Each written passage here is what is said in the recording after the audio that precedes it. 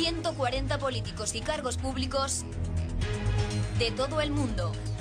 Millones y millones de euros opacos al fisco. 511 bancos y 376 periodistas de 76 países trabajando juntos en un solo proyecto de investigación durante más de un año. Son los llamados Papeles de Panamá. It's the biggest leak in history. It's very, very big.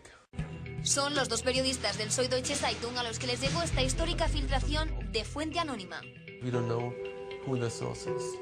That was the only condition, the absolute anonymity of the source.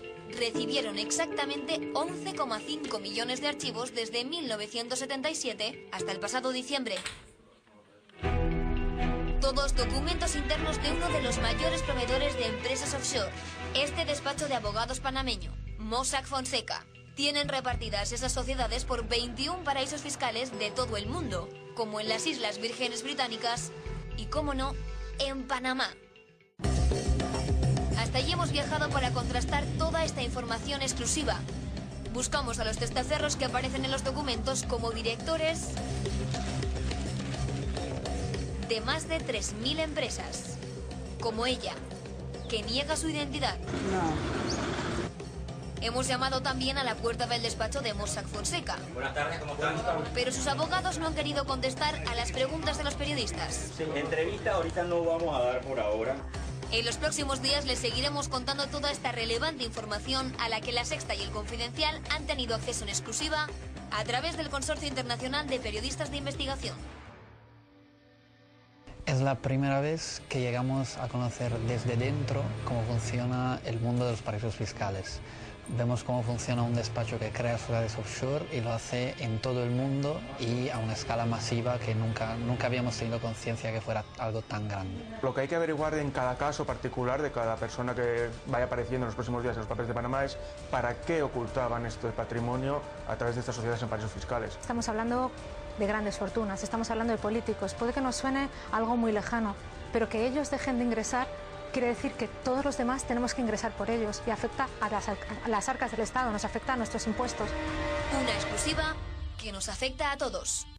¿Cómo se ha conseguido esta información? Hay mucha gente que dice cómo ha llegado esta información a manos de los periodistas y tú tienes buena información también de cómo ha sido todo el proceso y tiene que ver con esto que está diciendo Carlos. Bueno, el diario alemán Süddeutsche Zeitung fue quien obtuvo esta información. Ellos contactaron con nosotros en el Consorcio Internacional de Periodistas de Investigación, que tenemos sede en Washington, y nosotros empezamos a montar una investigación global. Recordemos que unos 370 periodistas en unos 80 países, más de 100 medios de comunicación juntos trabajando durante un año.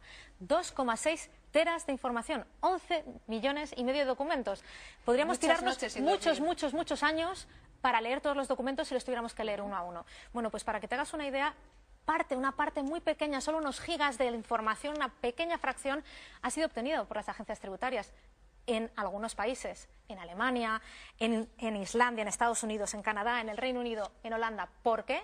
Porque han podido pagar por la información. España no lo tiene. Es increíble, es decir, la agencia tributaria, el gobierno alemán, compra la información a un chivato, a alguien que le facilita esa información para luchar contra el fraude. Hay quien dirá, esto es un poco raro, ¿no? Bueno, es que ¿de qué manera puedes obtener información? Hay gente que se juega la vida, ¿no? Nosotros no estamos desvelando quiénes son nuestras fuentes, justamente por eso, para protegerlas. Pero ¿para qué te vas a jugar la vida? Y no es tan raro. En Estados Unidos hay leyes para protección de chivatos que luego funcionan así, ¿no? Tenemos el caso de Snowden, que le digan a Snowden, pero sí que es verdad que es una motivación para que la gente desvele cuestiones que no tienen que estar ocultas. Natalia Hernández, buenas noches. Buenas noches. Vamos a saber algún dato más de Panamá. Antes decía Marc Abra, es un lugar muy concreto del que ya hemos hablado algunas veces, pero primero, ¿se puede saber cuánto dinero se mueve en paraísos fiscales? Porque hablamos de dinero negro. Bueno, claro. es muy complicado de cuantificar. Nosotros hemos hablado con expertos y también con organismos internacionales que nos han recomendado un libro, La riqueza oculta de las naciones, de Gabriel Zucman. Es un investigador de la Universidad de Berkeley y además también de la London School of Economics. En su libro encontramos que ahora mismo actualmente hay un patrimonio financiero mundial de 73 billones de euros, de los cuales hay el 8%, es decir, 5,8 billones con B de euros en paraísos fiscales. Y además también algo muy curioso, el 30% de ese 8% está en Suiza, 1,8 billones de euros. El resto en otro tipo de paraísos fiscales, como por ejemplo Singapur,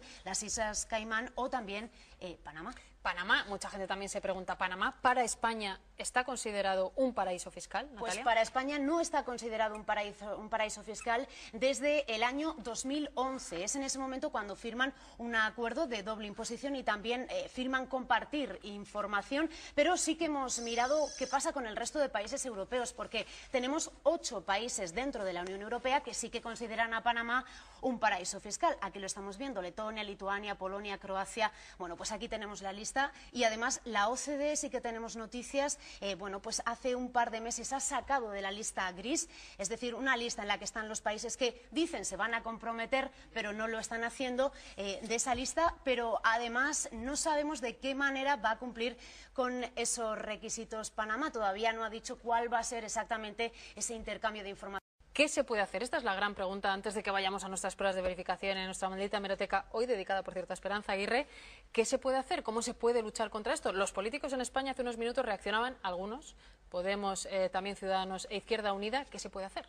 Pues desde luego lo que no se debe hacer es dejar o sacar de la lista de paraísos fiscales a un Estado como Panamá, a la vista de las actividades que desarrolla, ¿no?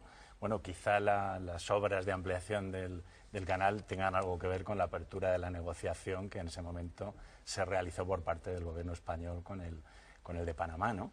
Es cierto que hay cierta hipocresía en todo esto. Hablamos de que Alemania y otros países pagan por conseguir esa información, pero al tiempo están levantando esos problemas que se ponen al considerar como paraíso fiscal a Panamá, ¿no? Hay falta de voluntad política. Está claro que tanto los gobiernos nacionales como los gobiernos a nivel transnacional pues están fallando porque, bueno, no tienen esa voluntad de acabar realmente con los paraísos fiscales, ¿no?